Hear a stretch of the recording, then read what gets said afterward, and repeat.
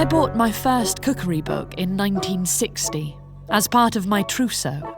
It was called Plat du Jour, or Foreign Food, by Patience Gray and Primrose Boyd, a penguin paperback with a seductive pink jacket depicting a large family at table, evidently not a British family, shirt-sleeved, aproned, some of them children, were uncorking bottles, slicing bread, eagerly tucking their napkins under their chins, faces aglow with the certain knowledge that their dinners would not disappoint, which was, in those days, extremely rare in this country. My copy of Plat du Jour now gives forth a mellow smell of old paper. The pages are crisp, brown, and dry as Melba toast, but it has outlasted the husband for whose pleasure I bought it by some 18 years. Proof positive of the old saw, kissin' don't last, cookin' do. Tonight's reviewers, they're the novelist Angela Carter. Good evening. And the novelist and critic Angela Carter. Hello. One of the most acclaimed writers of modern English fiction, Angela Carter. Novelist and critic, and femme de lettres, I think you wanted to describe that. Yes. What frightened old Ada Doom? It was something nasty in the woodshed, but one never knew what. I first met Angela when the London Review books first started, and at that point it wasn't the august organisation it now is. It was very small. It was based in a tiny winglet of what was then Dillon's bookshop, now Waterstone's bookshop, opposite University College London. And Angela arrived there on my invitation because we were all eager that she should write for the paper. And so I asked Angela whether she would write a film review, or I think just in general whether she would write. And it was to her credit that given that background, she immediately said yes. And from then onwards, she wrote pretty regularly. She started in the 1950s working on the Croydon Advertiser, a local South London newspaper. She didn't get enough A-levels to get into university.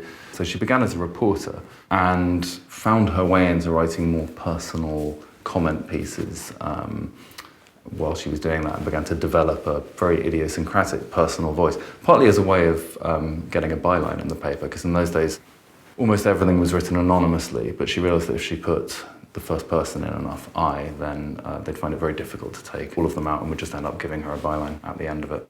She later said that she liked prose that had a lot of blood and brains in it, and she wanted to put as much of herself into it as possible, partly to make explicit the partiality of her perspective, not to sort of make claims for this from Mount Olympus objective voice, which I think she would have seen as a kind of conservative and patriarchal myth. She wrote until her death, with great fluency and extraordinary pungency. I mean, I think of all the copy, it was hers that I looked forward to most, partly, of course, because her range was so extraordinary.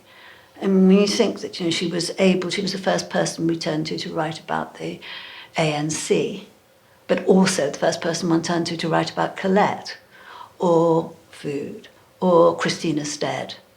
So there was this combination of political drive, energetic luxuriance and sensuality, and tremendous humour. Piggery Triumphant has spawned a glossy, bi-monthly à la carte, a gastronomic penthouse devoted to glamour photography, the subject of which is not the female body imaged as if it were good enough to eat, but food photographed according to the conventions of the pin-up. Barr and Levy, ever quick with a quip, dub this kind of thing gastro-porn. Oh, that coconut kirsch roulade in the first issue. If, as Levi-Strauss once opined, to eat is to fuck, then that coconut kirsch roulade is just asking for it. Even if the true foodie knows there is something not quite about a coconut kirsch roulade as a concept, it is just a bit stretum. Its vowels are subtly wrong. It is probably related to a Black Forest gatto. A la carte is an over-eager social climber and is bound to give the game away. Do you know the difference between a good brie and a bad one made in a factory or on a farm? If you don't, your guests might. Then you will be universally shunned and nobody will attend your dinner parties ever again.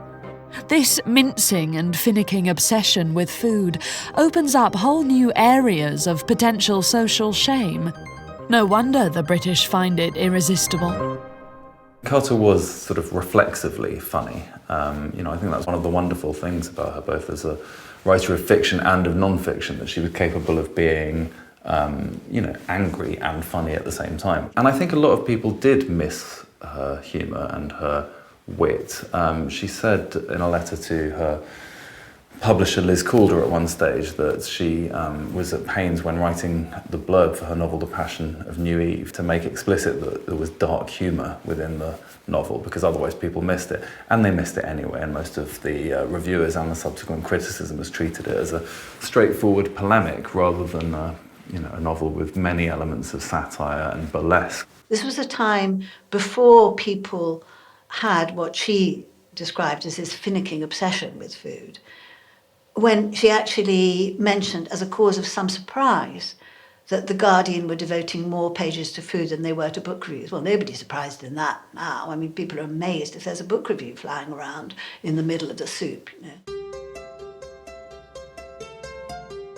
The origins of the potato in its native South America are unimaginably ancient, but for Europe, it is a modern vegetable. The tuber formed part of the booty of Spanish imperialism, a part with as far-reaching a significance as syphilis. How it got to Britain is a mystery. The legend that Raleigh brought it home from Virginia does not hold water. Another legend persistently posits a shipwreck, a remnant of the Armada, with potatoes amongst its stores, foundering off the coast of Ireland, or Wales, or Lancashire, or all three. It was a godless vegetable. It wasn't mentioned in the Bible. The Old Believers regarded potatoes, along with sugar and tobacco, as abominations.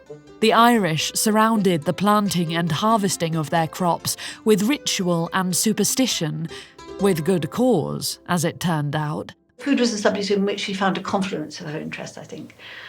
It was political, it was sensual, it was immediate. It was something which enabled her to talk a lot about class, which was, in a way, one of her driving interests.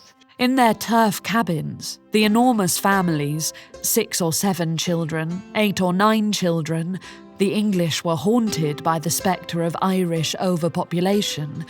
These feckless, ever-increasing, ragged families would gather round the cauldron hanging over the smoky peat fire, the interested cow or pig, should they be lucky enough to have one, looking on. Each, including the domestic animals, took his or her potato from the common pot. When the root fails, all is lost.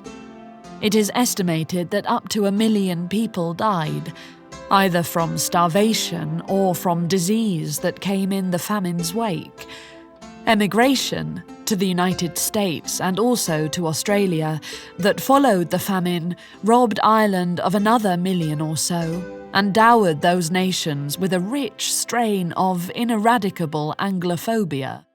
She was a great food writer, just as she was a great fashion writer. And I think part of what she was doing was rescuing these slightly overlooked, slightly patronised cultural forms and writing about them in a serious way, taking them seriously. It is unique to Saxon culture, to my knowledge, that the ability to cook well is a sign of a woman of the world. Black-clad mamas and mamans may deliver the goods in France and Spain and Italy, but in Britain and the US, the classic cooks are awesomely sophisticated, aristocratically beautiful, and often connected with the arts. Elizabeth David, friend of Norman Douglas, is eternalised in the lovely icon of John Ward's drawing, the epitome of chic in her companionable kitchen. MFK Fisher is just as beautiful. Her most beloved husband was a painter, and her books are so instinct with upmarket bohemianism that it is no surprise to find her in a cameo role in the autobiography of the painter and photographer Man Ray, in which a starring part is allotted to Lee Miller, the universal muse of the Surrealists, who herself became a famous practitioner of gourmet cookery. You know, the late 1950s, early 1960s, when Angela Carter came of age, were a time when the British folk revival was in sort of full swing. Young, left-leaning people trying to reclaim or rediscover a form of Englishness which wasn't connected to empire, which wasn't connected to the dominant narrative of Englishness which there had been until that stage. Now, what's unusual and distinctive about her is that she applies that to other areas, such as folk tales rather than simply folk music, but also such as the domestic arts. She's fascinated by these things which are left outside the dominant stories. Forms which are often viewed as sub-literary, sub-artistic, but which, to her, are perhaps the repositories of just a different way of understanding our history. Elizabeth David's journalism consists of discursive meditations upon food and foreign parts, but in the course of an omelette and a glass of wine, one learns a discreet but enticing amount about her private life, enough to appreciate that her deftness with the pans is not a sign of domesticity, but of worldliness. She is obviously the kind of woman before whom waiters grovel when she arrives alone at a restaurant. One imagines her to be one of those tall, cool, elegant blondes who make foreigners come over all funny, and it is plain that she is the kind of Englishwoman who, like the heroines of Nancy Mitford, only fully come to life abroad. Her recipes are meticulous, authentic and reliable, and have formed the basic repertoire not only of 1,000 British late 20th century dinner parties, but also of a goodly number of restaurants up and down these islands. She has been the conduit whereby French provincial cooking and French country cooking, of a kind which in France is being replaced by pizzas and hamburgers, may be raptly savoured in rural England. I think it's connected to her interest in folk tales, which she saw as a female and domestic form, a form which had been practiced by women within the home and therefore left out of the official histories of literature, had been subject to, the enormous condescension of the literary establishment. And she liked this idea of it being an art form where there was a sort of template, but each individual practitioner had their own approach to it. She said, how you tell the story of Little Red Riding Hood is the same as saying, this is how I make potato soup. It's up to the individual teller and it's up to the individual cook.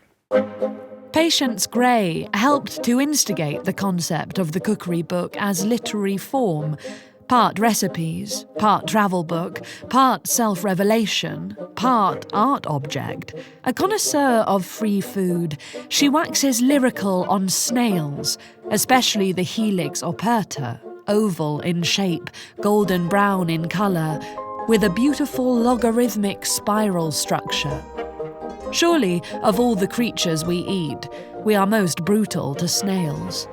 Helix operta is dug out of the earth, where he has been peacefully enjoying his summer sleep, cracked like an egg and eaten raw, presumably alive, or boiled in oil, or roasted in the hot ashes of a wood fire. In Catalonia, vineyard snails are laid out in rows on a bed of straw. The straw is set alight, and the snails are retrieved from the ashes by jabbing them with sharply pointed sticks. If God is a snail, Bosch's depictions of hell are going to look like a vicarage tea party.